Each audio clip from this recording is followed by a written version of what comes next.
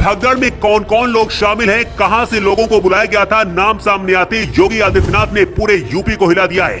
इस बात का पहली डर था कि कोई बड़ी साजिश हो सकती है, लेकिन अब 4 ऐसे बड़े सबूत मिले हैं जिससे दूध का दूध और पानी का पानी हो गया है। मौनी अमावस्या की जिस रात भगदड़ हुई, उस दौरान प्रयागराज की मस्जिद और दरगाहों के दरवाजे खोले गए थे, जहां से सैकड़ों मुस्लिम बाहर निकले थे और श्रद्धालुओं की मदद की थी। लेकिन अब बाबा बागेश्वर ने महाकुंभ को लेकर अपनी पर्ची खोल दी है।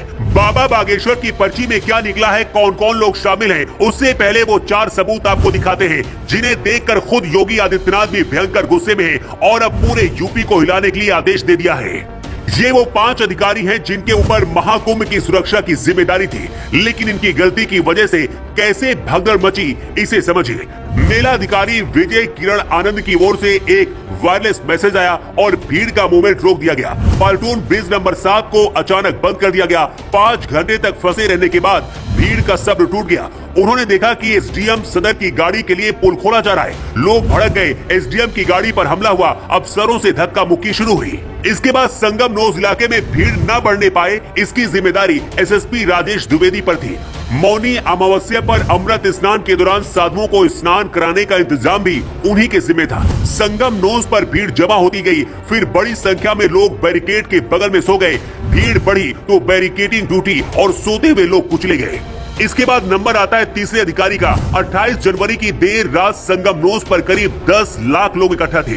फोर्स कम थी और कुछ ही घंटों में साधुओं का अमृत स्नान भी होना था। भगदड़ के बाद एक वीडियो सामने आया है जिसमें कमिश्नर विजय विश्वास पंत माइक से चेतावनी दे रहे हैं कि भगदड़ मच सकती है, जो लोग सो रहे वो नहाकर जल्दी से जाएं। अगर पंत को पता था कि भगदड़ मचने वाली है तो फिर समय रहते ज्यादा फोर्स बुलाकर हालातों पर काबू क्यों नहीं पाया गया।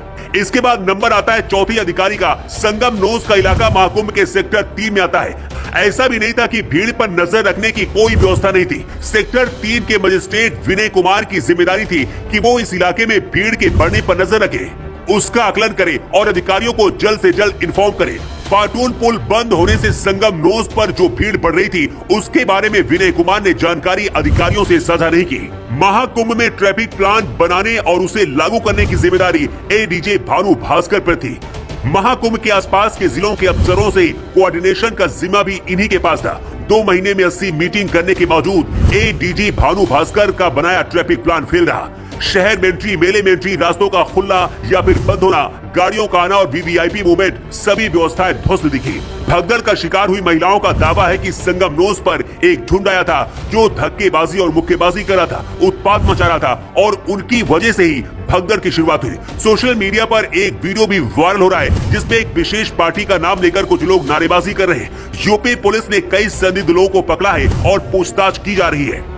अब ये भी दावा किया जा रहा है कि भगदड़ के दौरान प्रयागराज की मस्जिद और दरगाहों के दरवाजे भी खोले गए थे और मदद की गई थी। असल में क्या हुआ था, अभी इसका कोई सबूत नहीं मिला है। महाकुंभ में जो कुछ हुआ, अब इस पर बाबा बागेश्वर का भी बयान आया है और बवाल मच गया है। पंडित धीरेन्द्र शास्त्री ने कहा कि हमले से पहले मैंने कहा था कि साजिश रची जा रही है सनातन को बदनाम करने के लिए, और अब वही हुआ है। शंकराचार्य अविमुक्तेश्वर नंद हो या फिर विपक्षी पार्टियां योगी से इस्तीफा मांग रही है, लेकिन योगी आदित्यनाथ अब भयंकर एक्शन मोड में है और दोषियों पर कार्रवाई भी शुरू हो गई है। योगी ने शुरुआत से ही हर वक्त खुद महाकुंभ जा जाकर तैयारियों का जायजा ले रहे थे, लेकिन इसके बाद भी ऐसा हादसा हुआ। क्या आपको भी लगता है कि योगी को इस्तीफा देना चाहिए या फिर इसके लिए जिम्मेदार लोगों पर कार्रवाई होनी चाहिए?